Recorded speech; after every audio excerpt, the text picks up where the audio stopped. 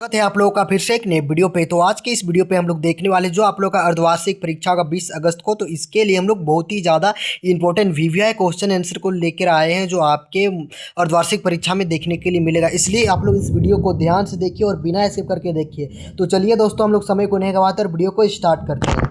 तो जैसा कि दोस्तों आप लोग का फर्स्ट क्वेश्चन में पूछा गया है कि निम्नलिखित में से किसका अध्ययन आर्थिक भूगोल के अंतर्गत नहीं किया जाता है। तो किसका अध्ययन नहीं किया जाता है मेरे प्यार दोस्तों आर्थिक भूगोल के अंतर्गत? तो आप लोग का चिकित्सा भूगोल, यही आप लोगों का राइट उत्तर हो जाएगा। अब बढ़ते हैं क्वेश्चन नंबर 2 की ओर। तो इसमें आप लोग का पूछा गया है कि सैन्य भूगोल मानव भूगोल के किस शाखा का भाग है। तो किस शाखा का भाग है? तो आप लोग का राजनीतिक भूगोल शाखा का भाग है। तो दो का ऑप्शन नंबर आप लोग का राइट उत्तर हो जाएगा। अब बढ़ते हैं क्वेश्चन नंबर 3 की ओर। तो इसमें आप लोग का पूछा गया है कि विश्व की कुल जनसंख्या का कितना प्रतिशत जनसंख्या उत्तरी अमेरिका में पाई जाती है। तो कितना प्रतिशत जनसंख्या उत्तरी अमेरिका में पाई जाती है? तो 3 का ऑप्शन नंबर आप लोगों का क नंबर राइट उत्तर हो जाएगा, 9.7%।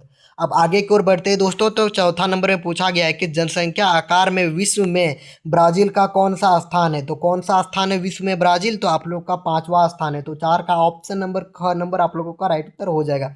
अब आगे की ओर बढ़ते हैं क्वेश्चन नंबर 5 की ओर। तो इसमें पूछा गया है कि जनसंख्या वितरण को प्रभावित करने वाले कारक कौन सा है। तो आप लोग का भू आकृति भी है और जल की उपलब्धता भी है और जलवायु भी है। तो आप लोग का ऑप्शन नंबर घ नंबर आप लोग का राइट उत्तर हो जाएगा इनमें से सभी।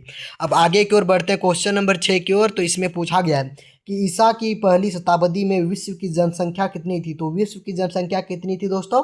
तो 6 का जो राइट उत्तर आप लोग का होगा वो हो जाएगा आप लोग का 30 करोड़ से कम। ठीक है। अब आगे की ओर बढ़ते हैं क्वेश्चन नंबर 7 की ओर। तो इसमें आप लोग का पूछा गया है कि थॉमस माल्थस ने अपने सिद्धांत को किस वर्ष प्रतिपादित किया। तो किस वर्ष प्रतिपादित किया थॉमस माल्थस ने अपने सिद्धांत को? तो 7 का ऑप्शन नंबर आप लोग का ख नंबर राइट उत्तर हो जाएगा। आप लोगों का 1998 ईस्वी आप लोगों का राइट उत्तर हो जाएगा। सॉरी दोस्तों, 1798 ईस्वी। ठीक। अब आगे की ओर बढ़ते हैं 8 नंबर की ओर। तो 8 नंबर में आप लोगों का पूछा गया है दोस्तों, क्या पूछा गया है कि जनसंख्या वितरण को प्रभावित करने वाला कारक कौन सा प्रमुख आर्थिक कारक है। ठीक है। तो 8 का ऑप्शन नंबर आप लोगों का जो घ नंबर है ना, तो यही आप लोगों का राइट उत्तर हो जाएगा। अब बढ़ते क्वेश्चन नंबर 9 की ओर। तो इसमें आप लोगों का पूछा गया है कि जन्म और मृत्यु के अतिरिक्त जनसंख्या आकार को परिवर्तित करने वाले कारक है। तो क्या हो जाएगा? तो 9 का ऑप्शन नंबर आप लोगों का होगा वो ऑप्शन नंबर आप लोगों का प्रवास भी हो जाएगा, अप्रवास भी हो जाएगा, उत्प्रवास भी हो जाएगा। यानी कि 9 का ऑप्शन नंबर घ नंबर आप लोगों का राइट उत्तर हो जाएगा इनमें से सभी। अब आगे की ओर बढ़ते हैं दोस्तों। तो 10 नंबर में पूछा गया आप लोगों का कि 2025 ईस्वी तक विश्व की जनसंख्या कितनी हो जाएगी। तो आप लोगों का लगभग कितना हो जाएगा दोस्तों? तो 10 का ऑप्शन नंबर ग नंबर राइट उत्तर हो जाएगा 800 करोड़। ठीक है। अब आगे की ओर बढ़ते क्वेश्चन नंबर 11 की ओर। तो इसमें आप लोग का पूछा गया कि विश्व के कितने देशों का लिंग अनुपात प्रतिकूल है। तो कितने देशों का लिंग अनुपात प्रतिकूल है दोस्तों विश्व में, मतलब वर्ल्ड में? तो दोस्तों 11 का जो राइट उत्तर आप लोगों का होगा वो ऑप्शन नंबर क नंबर हो जाएगा, 72 आप लोगों का राइट उत्तर हो जाएगा। अब आगे की ओर बढ़ते हैं क्वेश्चन नंबर 12 नंबर की ओर। तो इसमें आप लोगों का पूछा गया है कि निम्नलिखित में से किस देश का आयु लिंग पिरामिड घंटी के आकार का है। तो घंटी का आकार का कौन सा देश में है? तो दोस्तों 12 का राइट उत्तर आप लोगों का जो होगा वो ऑप्शन नंबर आप लोगों का क नंबर हो जाएगा, ऑस्ट्रेलिया आप लोगों का राइट उत्तर हो जाएगा। 12 का ए नंबर। अब बढ़ते हैं क्वेश्चन नंबर 13 कि विकसित देशों में कौन सी क्रिया सबसे कम की जाती है। तो विकसित जो देश है उसमें कौन सी क्रिया सबसे कम की जाती है मेरे प्यार दोस्तों? तो आप लोगों का प्राथमिक क्रिया जो है ना वो कम किया जाता है। ठीक है। अब आगे की ओर बढ़ते हैं क्वेश्चन नंबर 14 की ओर। तो इसमें आप लोगों का पूछा गया है कि संकीर्ण आधार और सुंडाकार शीर्ष वाला पिरामिड किस तरह की स्थिति को दर्शाता है। तो किस तरह की स्थिति को दर्शाता है? तो 14 का ऑप्शन नंबर आप लोगों का बी नंबर राइट उत्तर हो जाएगा, निम्न जन्म और मृत्यु दर। ठीक है। अब आगे की ओर बढ़ते हैं 15 नंबर की ओर। तो 15 नंबर में आप लोगों का पूछा गया है कि निम्नलिखित में से कौन सा मानव विकास का स्तंभ है। इसमें पूछा जा रहा है कि निम्नलिखित में से कौन मानव भूगोल विकास का स्तंभ है। तो आप लोगों का जो होगा 15 का वो क्या हो जाएगा? तो समानता भी हो जाएगा, सतत पोषणीयता भी हो जाएगा और उत्पादकता भी हो जाएगा। यानी कि 15 का ऑप्शन नंबर घ नंबर आप लोगों को राइट उत्तर हो जाएगा, उपयुक्त सभी। अब दोस्तों हम लोग 15 तक देख चुके हैं। अब हम लोग बढ़ते हैं 16 नंबर की ओर। तो इसमें आप लोगों का पूछा गया है कि मानव विकास सूचकांक स्कोर 0.701 से 0.799 के बीच का स्तर क्या कहलाता है। तो क्या कहलाता है? तो उसको हम लोग कहते हैं, उसको हम लोग उच्च सूचकांक कहते हैं। क्या कहते हैं दोस्तों? तो उसको हम लोग उच्च सूचकांक कहते हैं। अब आगे की ओर बढ़ते हैं क्वेश्चन नंबर 17 नंबर की ओर। तो इसमें आप लोगों का पूछा गया है कि उच्च मानव विकास समूह में कितने देश सम्मिलित है? तो कितने देश सम्मिलित है मेरे प्यार दोस्तों उच्च मानव विकास में? तो आप लोगों का 17 का जो राइट उत्तर होगा वो ऑप्शन नंबर आप लोगों का ए नंबर हो जाएगा, ठीक है, यानी कि 53। अब हम लोग बढ़ते हैं 18 नंबर को, ठीक है, कि मानव विकास सूचकांक में भारत के किस राज्य का स्तर बेहतर है? तो किस राज्य का स्तर बेहतर है दोस्तों? तो आप लोगों का ऑप्शन नंबर ए में केरल दिया है, ऑप्शन नंबर बी में आप लोगों का बिहार दिया है, ऑप्शन सी में झारखंड, ऑप्शन डी में पंजाब। तो दोस्तों 18 का जो राइट उत्तर आप लोगों का होगा वो ऑप्शन नंबर आप लोगों का ए नंबर हो जाएगा, केरल, ठीक है। अब बढ़ते हैं क्वेश्चन नंबर 19 की ओर, कि इनमें से कौन विन्यास के आधार पर ग्राम का प्रकार नहीं है? तो दोस्तों 19 का जो आप लोगों का जो राइट उत्तर होगा वो क्या हो जाएगा? तो 19 का ऑप्शन नंबर आप लोगों का डी हो जाएगा, ठीक है, यानी कि क्या हो जाएगा? तो पशुपालन ग्राम, ठीक है, पशुपालक दिया है लेकिन पशुपालन ग्राम हो जाएगा, ठीक।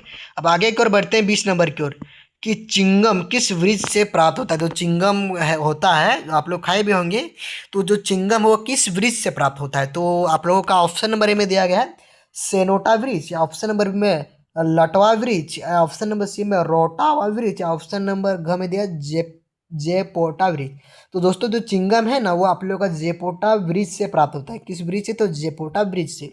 अब दोस्तों हम लोग बढ़ते हैं 21 नंबर की ओर, कि रेंडियर कहाँ पाया जाता है, ठीक है। तो दोस्तों आप लोग का ऑप्शन नंबर ए में दिया गया है अमेजन बेसिन में, या कांगो बेसिन में, या आर्कटिक और उपध्रुवीय क्षेत्रों में, या पंपास के मैदानों में। तो दोस्तों मैं आप लोगों को इसका जो क्वेश्चन का आंसर आप लोगों को कमेंट में उत्तर देना है, ठीक है, ये मैं आप लोग को होमवर्क दे रहा हूँ, ठीक है। तो आप लोग को तभी मैं समझ पाऊंगा कि आप लोगों को समझ में आ रहा है। बढ़ते हैं क्वेश्चन नंबर 22 की ओर, कि इनमें से कौन शीतोपन घास मैदान का उदाहरण नहीं है? तो दोस्तों 22 का जो राइट उत्तर होगा वो ऑप्शन नंबर आप लोगों का डी नंबर हो जाएगा, मानसूनी प्रदेश। अब 22 के बाद हम लोग 23 की ओर बढ़ते हैं दोस्तों, ठीक है। तो 23 में आप लोगों का पूछा गया है, क्या पूछा गया? कि फजेंडा शब्द का प्रयोग किस फसल के बगान के लिए किया गया है? तो किस फसल के बगान के लिए किया गया है फजेंडा शब्द का प्रयोग? तो 23 का राइट उत्तर आप लोगों का होगा वो ऑप्शन नंबर आप लोगों का बी नंबर हो जाएगा, काफ़ी बगान, ठीक है, कॉफ़ी बगान। अब 23 के बाद हम लोग 24 की ओर बढ़ते तो दिया गया है कि किस कृषि प्रणाली में सर्वाधिक कार्य यंत्रों द्वारा संपन्न किए जाते हैं, ठीक है। तो गहन निर्वाह कृषि हो जाएगा, या विस्तृत वाणिज्य अनाज कृषि, या ऑप्शन नंबर सी रोपण कृषि, ऑप्शन नंबर डी मिश्रित कृषि। तो दोस्तों 24 का जो राइट उत्तर आप लोगों का होगा वो ऑप्शन नंबर बी हो जाएगा, विस्तृत वाणिज्य अनाज कृषि में ज़्यादातर मशीन का यूज किया जाता है, ठीक है। बढ़ते क्वेश्चन नंबर 25 की ओर, कि इनमें से कौन कुटीर उद्योग का उदाहरण है? कुटीर उद्योग यानी कि छोटा उद्योग। तो छोटा उद्योग क्या हो जाता है? तो आप लोगों का लोहा इस्पात, लोहा इस्पात जो कंपनी होता है ना, यानी कि वो बड़ा होता है, ठीक है, मतलब बड़ा उद्योग होता है, ठीक। और सूती वस्त्र वस्त्र का भी जो उद्योग होता है ना वो भी बड़ा होता है। और आप लोगों का जो तांबे का उत्पादन ये भी बड़ा होता है, लेकिन जो पत्थर एवं मिट्टी के जो बर्तन होते हैं ना तो इसका कुटीर जो है वो छोटा होता है, ठीक है। तो इसी को हम लोग कुटीर बोल सकते हैं, कुटीर यानी कि छोटा। तो 25 का ऑप्शन नंबर आप लोग का राइट उत्तर होगा, और मुझे आशा है कि आप लोगों को समझ में आ गया होगा 25 नंबर। अब बढ़ते हैं क्वेश्चन नंबर 26 की ओर, ठीक है। तो इसमें दिया गया कि भारत का कौन सा उद्योग सार्वजनिक क्षेत्रों का नहीं है? तो सार्वजनिक क्षेत्रों का कौन सा उद्योग भारत का नहीं है दोस्तों?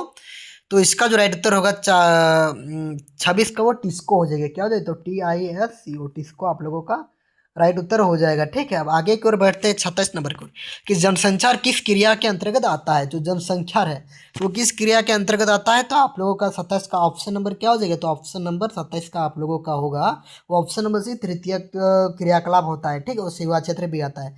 और आप लोग कमेंट कीजिएगा कि जो प्राथमिक क्षेत्र है और द्वितीय क्षेत्र है वो किस क्रियाकलाप में आता है, आप लोग कमेंट कीजिएगा। क्वेश्चन नंबर 28 की इनमें से कौन सी क्रिया चतुर्थक क्रिया के अंतर्गत आती है? तो यानी कि चतुर्थक क्रियाकलाप के अंतर्गत कौन सा आता है? तो 28 का ऑप्शन नंबर आप लोगों का बी नंबर राइट उत्तर हो जाएगा, अनुसंधान सूचना प्रौद्योगिकी। अब आगे की ओर बढ़ते 29 नंबर की ओर, ठीक है, कि नोबेल पुरस्कार विजेता अमर्त्य सेन ने विकास का मुख्य ध्येय किस रूप में देखा है? तो 29 का ऑप्शन नंबर बी आप लोगों का राइट उत्तर हो गया, अनुसंधान सूचना प्रौद्योगिकी। अब बढ़ते हैं, सॉरी दोस्तों 28 का भी बी हो जाएगा, ठीक है। अब बढ़ते हैं अब हम लोग 29 नंबर की ओर, कि नोबेल पुरस्कार विजेता से ये क्वेश्चन मैंने आप लोगों को बताया हूँ, ठीक है। तो 29 का ऑप्शन नंबर बी होगा, समंता हो जाएगा, ठीक है, समंता आप लोगों का। क्वेश्चन नंबर 30, कि लामा मुख्यतः किस पर्वतीय भाग में पाया जाता है? तो किस पर्वतीय भाग में पाया जाता है लामा? तो आप लोग का 30 का राइट उत्तर ऑप्शन नंबर आप लोगों का ख नंबर हो जाएगा, एंडीज पर्वत, ठीक है। तो दोस्तों ये वीडियो को आप लोग को अच्छा लगा तो लाइक कीजिए, कमेंट कीजिए और सब्सक्राइब कीजिएगा, ठीक है, ताकि आप लोगों को इसी प्रकार में मदद कर सकूँगा आपके एग्ज़ाम के रिलेटिव, ठीक है। तो दोस्तों ये वीडियो आप लोगों को बहुत ही ज़्यादा इंपॉर्टेंट है, ठीक है, जो आप लोगों का अर्धवार्षिक परीक्षा के लिए भी और आप लोगों का फाइनल एग्ज़ाम के लिए भी, ठीक है दोस्तों। तो दोस्तों ये इस वीडियो से आप लोगों का कम से कम 2-4 या तो 10-20 क्वेश्चन आप लोगों का आने का संभावना है, ठीक है। तो और मैं आप लोगों को सेट भी बताऊँगा, ठीक है दोस्तों। तो उस सब सेट को आप लोगों को देख लेना है, ठीक है। तो मुझे आशा हो जाएगा कि आप लोगों का सारा मिल जाएगा, ठीक। उस सब्जेक्टिव का वीडियो चाहिए तो आप लोग कमेंट कीजिएगा। जय हिंद, वंदे मातरम दोस्तों, बाय बाय, जोहार झारखंड।